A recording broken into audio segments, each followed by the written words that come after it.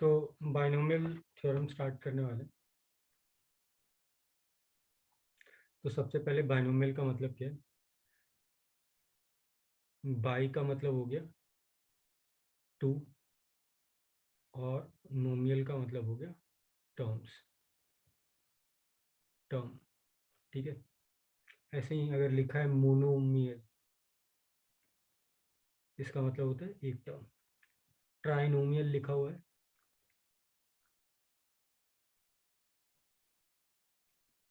तो इसका मतलब होता है 3 टर्म्स।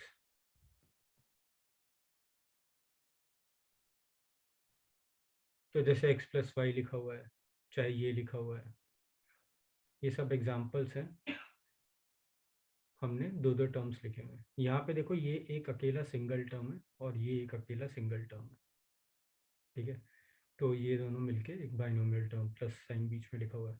अगर किसी ने ऐसे लिख दिया 1+1, ठीक है, इसको हम बाइनोमियल की तरह ट्रीट, अभी फिलहाल कोई पूछ ले कि दिस इज बाइनोमियल तो नहीं, इसको क्लब करके लिखा जा सकता है। वैसे हम कभी कभी ट्रीट भी कर सकते हैं इसको बाइनोमियल की तरह, देखेंगे आगे। 1+√2 लिखा हुआ है, इसको तुम ट्रीट कर सकते हो बाइनोमियल की तरह।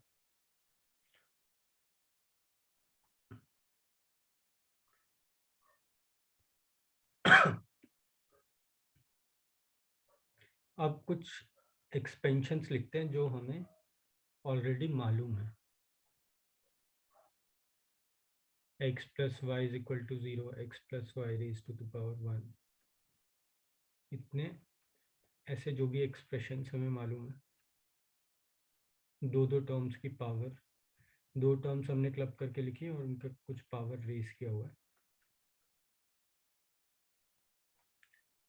ये हम इसलिए लिख रहे हैं because we are going to infer some observation from these expressions. जैसे इसकी वैल्यू आएगी 1, this is x plus y, this is x square plus twice xy plus y square, this is x cube plus 3x square y plus 3x y square plus y cube,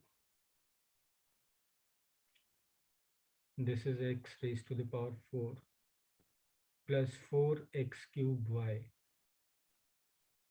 plus 6x square y square plus 4xy cube plus y raised to power 4। इसके आगे भी लिख सकते हैं, but जो चीज़ हमें करनी है वो सारे ऑब्जर्वेशन हमें यहीं से मिल जाएंगे।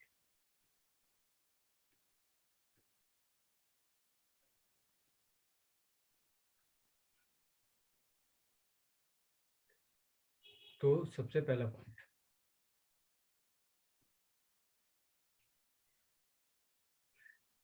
कि x प्लस वाई की पावर n में कितने टर्म्स हैं।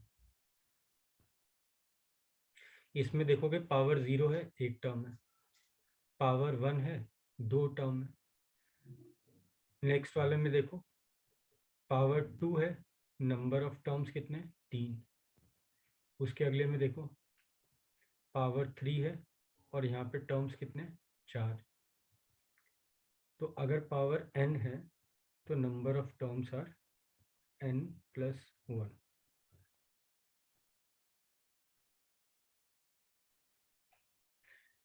सेकेंड ऑब्जर्वेशन, कोई भी एक्सप्रेशन ले लो, फॉर एग्जांपल ये लिया, यहाँ पे इस टर्म की पावर 1 है, इस टर्म की पावर भी 1 है। बेसिकली हर टर्म की डिग्री 1 है जब यहाँ पे पावर 1 था। जब यहाँ पे ये 2 था, इस टर्म की डिग्री 2 है और इसकी देखोगे तो इसकी पावर 1 और इसकी पावर 1, बिकॉज प्रोडक्ट है तो ऐड करेंगे पावर, तो इसकी डिग्री भी 2 है और इसकी डिग्री भी 2 है। तो हर टर्म की डिग्री हमारे थर्ड केस में मार्क कर देता हूँ 1 2 3 4 5, हर टर्म की degree in third case is 2। Similarly, हर टर्म की degree in third fourth case is 3. तो इसका मतलब ये है x प्लस वाई की पावर n में each term is of nth degree.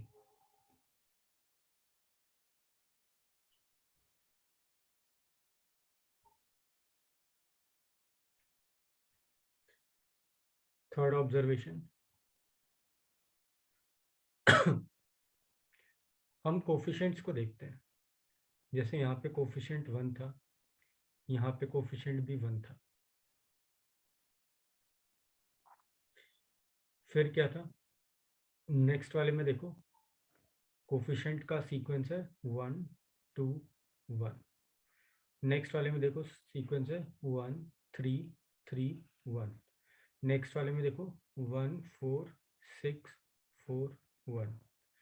So clearly coefficient जो है लेफ्ट टू राइट इंक्रीज कर रहे हैं एंड देन डिक्रीज कर रहे हैं. पहले 2 तक इंक्रीज हुआ, फिर डिक्रीज हुआ, 3 तक इंक्रीज हुआ, फिर 3 से वापस डिक्रीज हुआ, 6 तक इंक्रीज हुआ, वापस डिक्रीज हुआ, and decrease in the same fashion.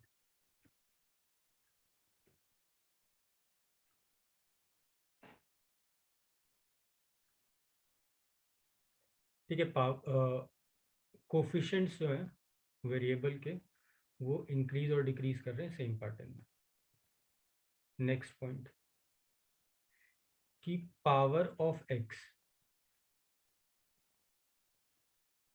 Left to right increase कर रही है. सॉरी, उल्टा बोल दिया मैंने.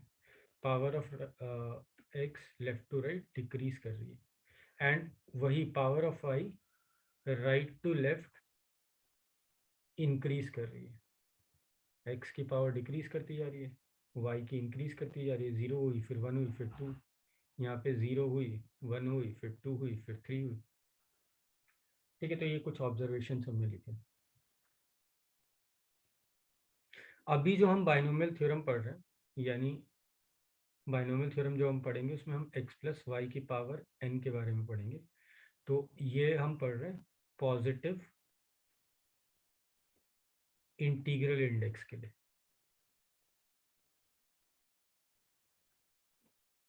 मतलब पावर ऊपर जो है n वो पॉजिटिव है और इंटीजर है, उसके लिए पढ़ रहे हैं. तो तुम सोचो कि अगर इसको मेरे को एक्सपेंड करना हो तो मैं क्या कर रहा हूँ. बेसिकली मैं x plus y into x plus y into x plus y और ऐसे करते करते मल्टीप्लाई करते जा रहा हूँ. कितनी बार? n बार.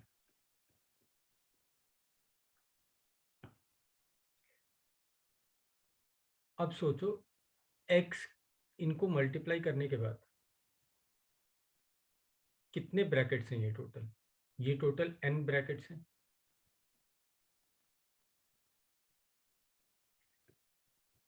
तो x की पावर n कैसे आएगा? x की पावर n ऐसे आएगा कि मैं इसको इससे मल्टीप्लाई कर दूं, फिर इसको इससे मल्टीप्लाई कर दूं, फिर उसके अगले वाले x से मल्टीप्लाई कर दूं और ऐसे करते करते ये x को मल्टीप्लाई करते रहूं. इसके अलावा और कोई ऑप्शन नहीं है.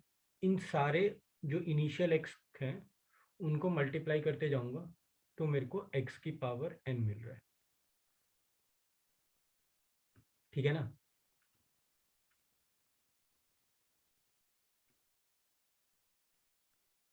ठीक है. फिर उसके बाद देखो एक टर्म आ गई x की पावर n जो सबसे, क्योंकि n ही यहाँ पे इंडेक्स है तो सबसे, जैसे हमने यहाँ पे देखा था कि x की पावर 1 था तो x की पावर 1 से शुरुआत हुआ, x की पावर 2 था तो x की पावर 2 से शुरुआत हुआ. यहाँ पे x प्लस वाई की पावर 3 था तो x क्यूब से शुरुआत हुआ. सिमिलरली x प्लस वाई की पावर 4 था तो x की पावर 4 से शुरुआत हुई. तो x की पावर n से शुरुआत हुई होगी और अगला टर्म जो आएगा उसमें एक x कम हो गया होगा और एक y बढ़ गया होगा. ये कितने होंगे? तो ये हमें समझ में आ रहा है कि भाई सारे एक्सेस को मल्टीप्लाई कर दो आपस में, एक को छोड़ दो और इसके y से मल्टीप्लाई कर दो इसमें।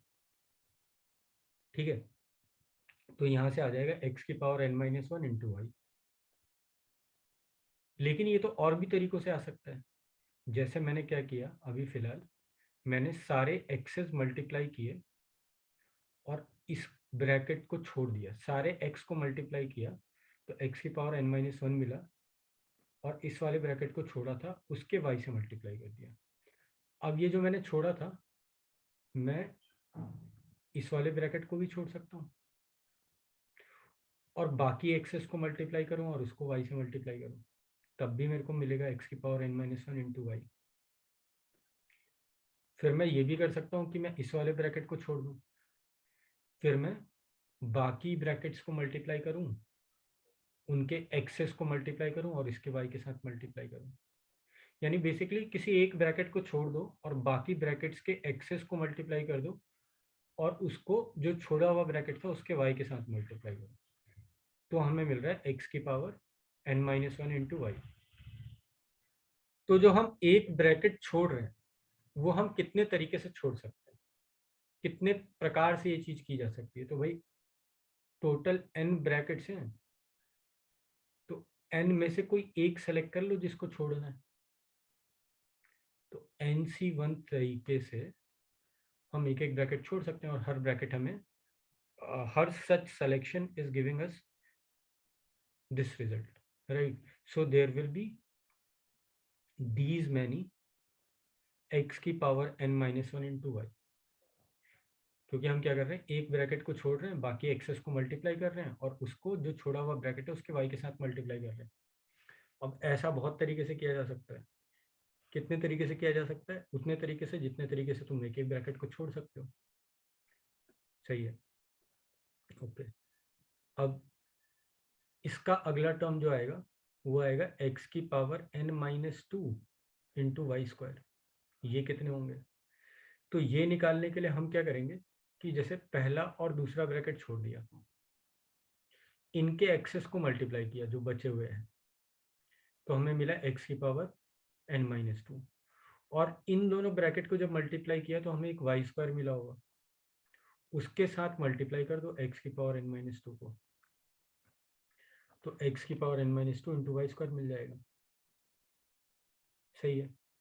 अब जैसे मैंने पहला और दूसरा ब्रैकेट छोड़ा था, मैं ये भी कर सकता था कि पहला और तीसरा ब्रैकेट छोड़ दूं और बाकी एक्सेस को मल्टीप्लाई करूं, तब भी मिलेगा मेरे को x की पावर n-2, और इन दोनों ब्रैकेट को मल्टीप्लाई करने पे एक जो वाई स्क्वायर मिल रहा है उसके साथ मल्टीप्लाई कर दूं। ठीक है, तो मेरे को मिलेगा x की power n-2 into Y square. So in how many ways this can be done? So there are n brackets and I have to do this task I have to leave two brackets initially. So total there are n brackets. So number of ways in which two brackets can be left is nc2. तो उतने प्रकार से ये generate हो रहे होंगे। So there will be nc2 x की power n-2 into y squares. ये टर्म्स इतनी बार आ रही होंगी। अब पैटर्न तुम्हें समझ में आ गया कि सिमिलरली अगर मेरे को x की पावर n-3 चाहिए और y क्यूब चाहिए, तो हम तीन ब्रैकेट को छोड़ देंगे और तीन ब्रैकेट जो हमने छोड़े हैं उनको मल्टीप्लाई करने पे हमें y क्यूब का 1 मिल रहा है कोफिशिएंट, y क्यूब के आगे 1 आ रहा है, और बाकी एक्सेस को जो मल्टीप्लाई किया है उनको मल्टीप्लाई करने पे x की पावर n-3 आ रहा है और वहां पे भी x का कोफिशिएंट 1 आ रहा है। अब ये तीन ब्रैकेट लेकिन छोड़े बहुत प्रकार से जा सकते हैं। कितने प्रकार से? nc3 तरीके से। तो इतने x की power n-3 into Y cubes होंगे,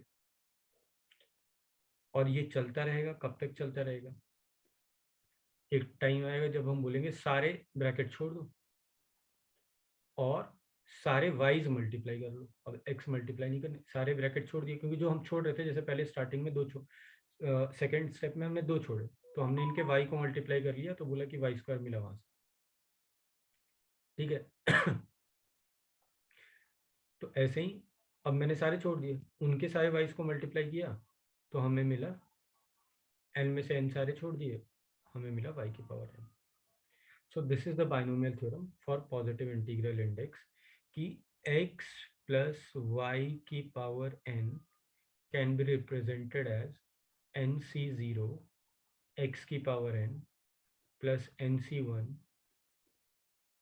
x की power n minus 1 into y plus nc2 x की power n minus 2 into Y square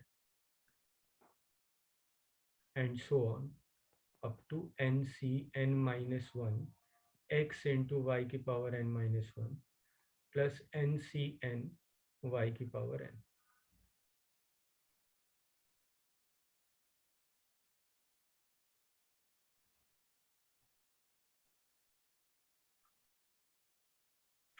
ठीक है, तो यहीं से हम ऑब्जर्व करते हैं एक चीज और कि ये हमारा पहला टर्म था, टर्म 1, ये हमारा दूसरा टर्म था, टर्म 2, ये हमारा तीसरा टर्म था, टर्म 3। तो हमें दिख रहा है कि हर एक में एन सी समथिंग है, और वो समथिंग क्या है, वो समथिंग है इससे एक कम। ये जो समथिंग है ये इसमें से एक कम है, ये जो समथिंग है ये 3 माइनस 1 है, राइट। तो ये हमारा एक ऑब्जर्वेशन है। फिर हमारा एक और ऑब्जर्वेशन है कि यहाँ जो पावर है x की वो है n माइनस 0। यहाँ जो पावर है वो दिस माइनस दिस है, पावर जो है x की वो दिस माइनस दिस है। ओके, तो इस ऑब्जर्वेशन से हमें पता चला कि इसकी कोई भी जनरल टर्म अगर मैं लिखने की कोशिश करूं, फॉर एग्जांपल मैं इसका r प्लस 1th टर्म लिख रहा हूँ, ये r प्लस 1 क्यों लिख रहा हूँ ये तुम्हें समझ में आ जाएगा, बिकॉज इससे एक कम हमें यहाँ लिखना है, तो ताकि ये सुंदर सा NCR दिखे, है ना, इसलिए हमने यहाँ पे r प्लस 1 लिखा, इससे एक कम लिखना था यहाँ पे। और x की पावर क्या है, दिस माइनस दिस यानी n माइनस r।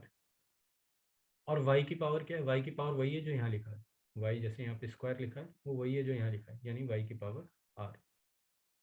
तो ये हमने टी आर प्लस 1 इसलिए लिखा था ताकि यहाँ ज़्यादा बार मेरे को 1 1 ना लिखना पड़े। तो r प्लस 1th टर्म इस एक्सप्रेशन की ये है। ओके, और इसके बाद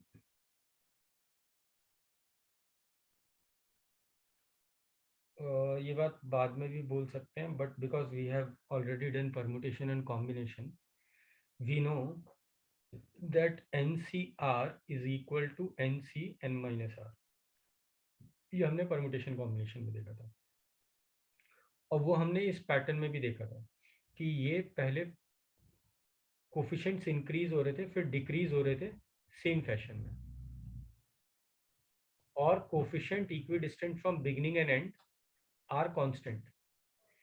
ये 1 था, यहाँ पे 1 था, फिर यहाँ 4 था, यहाँ पे 4 था, ठीक है। तो वो हमें यहाँ पे दिख भी रहा है, this is supporting the fact that we already know कि NC1 जो है वो NCn-1 के बराबर होगा अकॉर्डिंग टू दिस, NC0 जो है वो NCn के बराबर होगा अकॉर्डिंग टू दिस, ठीक है। So this is the statement of our binomial theorem and this is the theorem। अब t मैंने लिखा था TR प्लस 1, कितने टर्म थे टोटल, टोटल थे n plus 1 terms, n plus 1 terms हमने ऑब्जर्वेशन में देखा था। तो पहले टर्म से स्टार्ट करना है यानी r इज इक्वल टू 0 से स्टार्ट करेंगे, और n प्लस 1 तक जाना है यानी n रखेंगे।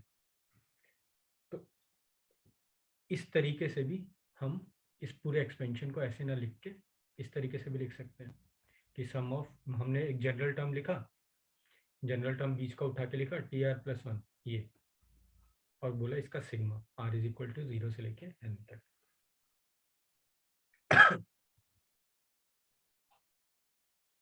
चलो कुछ आसान से सवाल है, ये करो और करके हैंड रेज करना। आई होप हो गया होगा ये सबका, बहुत आसान सा है। जैसे पहले वाला क्या होगा, 5c0 x की पावर 5 प्लस 5c1 x की पावर 4 इंटू -3। ठीक है, यहाँ पे y जो है वो -3 है, plus 5c2 x cube into -3 square plus 5c3 x square into -3 cube plus 5c4 x into -3 raise to power 4 plus 5c5 -3 raise to power 5। And similarly second भी कर लेंगे, है ना। केवल हमें एक्सपेंड करना है, तो फॉर्मूला अप्लाई करना है, हो जाएगा।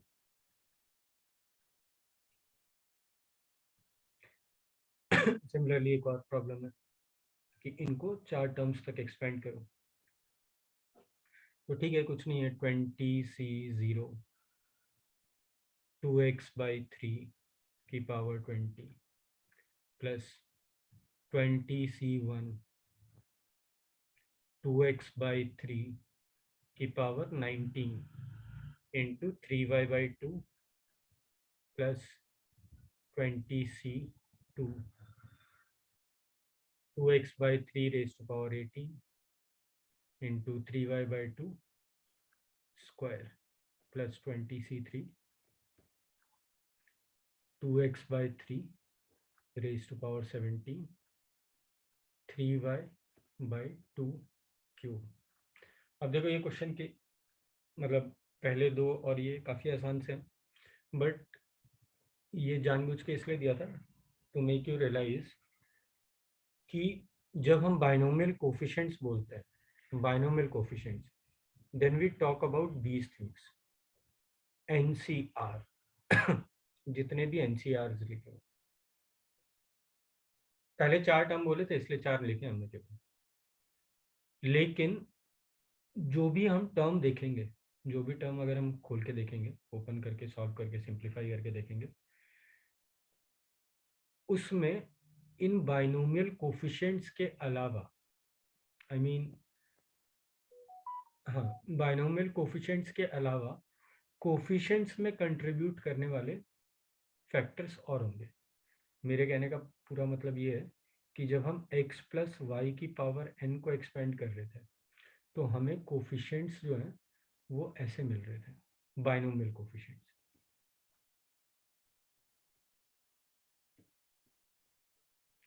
लेकिन यहाँ पे क्या हो रहा है, बिकॉज 2/3 इज इन्वॉल्व, ये x की पावर 20 के कोफिशिएंट में तो कंट्रीब्यूशन देगा। मतलब किसी ने यहाँ पे पूछ लिया तुमसे x की पावर n-1 का कोफिशिएंट क्या है, तो वो तो क्लियरली ये है। लेकिन यहाँ तुमसे किसी ने पूछा x की पावर 4 का कोफिशिएंट क्या है, या x की पावर 20 का, फॉर सिंप्लिसिटी ये ले लेते हैं, x की पावर 20 का कोफिशिएंट क्या है, तो x की पावर 20 का कोफिशिएंट 20c0 इंटू 2/3 की पावर 20 है। ठीक है, बिकॉज टर्म्स में भी कुछ कांस्टेंट इन्वॉल्व है, तो वो भी कोफिशिएंट्स में कंट्रीब्यूट कर रहे हैं। ठीक है, तो केवल यही इंटेंशन था इस सवाल का दिखाने का कि there is a difference if somebody says कि बाइनोमियल कोफिशिएंट और कोई पूछे कोफिशिएंट।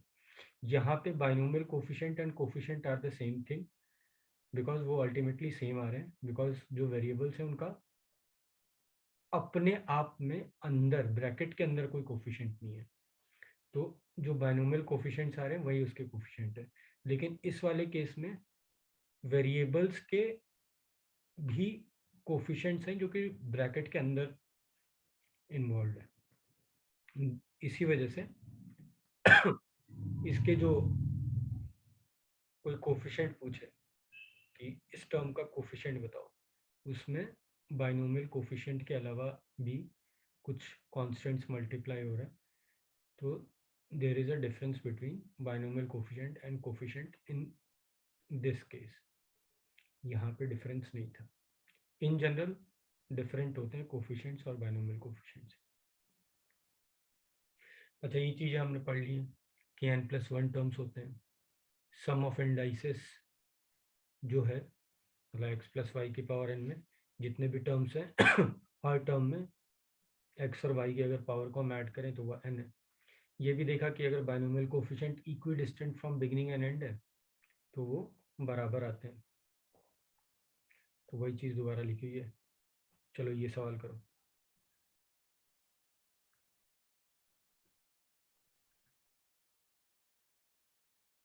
आई होप हो गया होगा।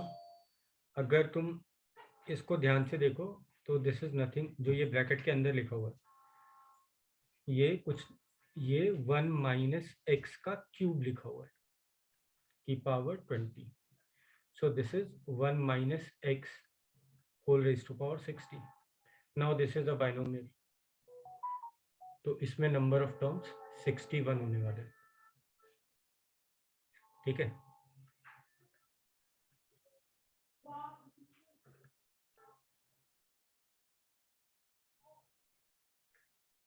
अच्छा हमने जनरल टर्म के बारे में पढ़ ही लिया कि जनरल टर्म ये होता है। चलो अब ये क्वेश्चंस करो।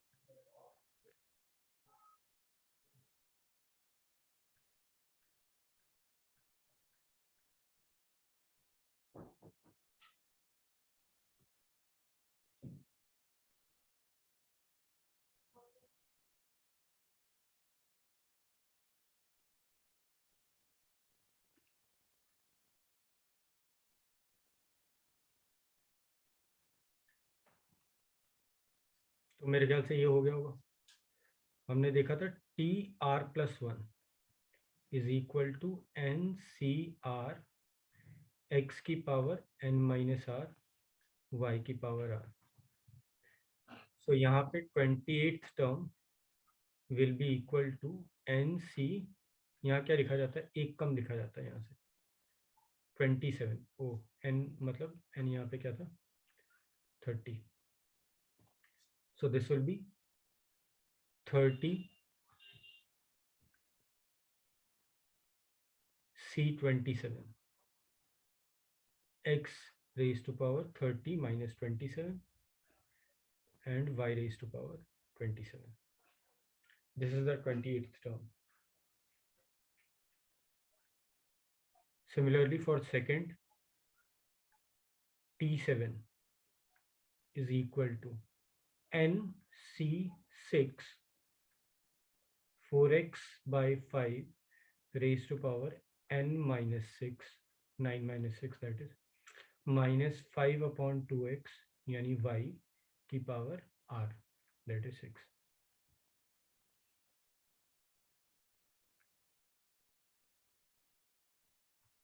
चलो next question. Find number of rational terms in the expansion of this.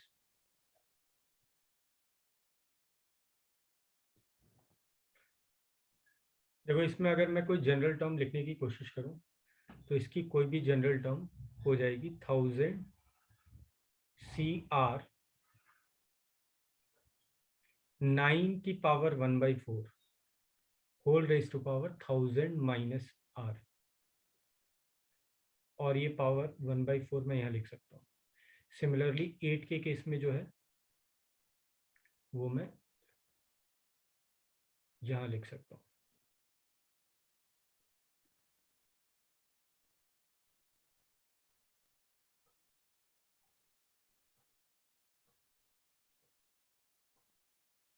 अच्छा, इसको थोड़ा सिंप्लीफाई किया जा सकता है।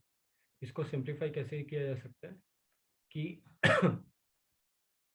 मैं इसको लिख दूं 3 की पावर 2 की पावर 1/4, और सिमिलरली इसको भी लिख दूं 2 क्यूब की power 1/6। So this is 1000 CR 3 की power 1000 minus r by 2 and 2 की पावर r/2। तो अब ये रैशनल कब आएगा? ये रैशनल तब आएगा जब ये भी रैशनल नंबर हो, ये भी रैशनल हो। ये रैशनल कब आएगा? ये वाला टर्म रैशनल कब आएगा? जब यहाँ ऊपर इवन हो। ये भी रैशनल तभी आएगा जब ये ऊपर इवन हो, दोनों इवन होने चाहिए। तो देखो 0 के लिए दोनों इवन है, 1 के लिए दोनों ऑड है, 2 के लिए दोनों इवन है, और ऐसे करते करते तुम्हें दिखेगा 1000 के लिए दोनों इवन है। ठीक है, तो हम 0 से लेके 1000 तक सारे इवन नंबर्स लिख रहे हैं including 0। So there are 501 terms which are even, which are rationals। तो रैशनल टर्म्स बोल लेते हैं तो कितने हो गए? 501 हो गए।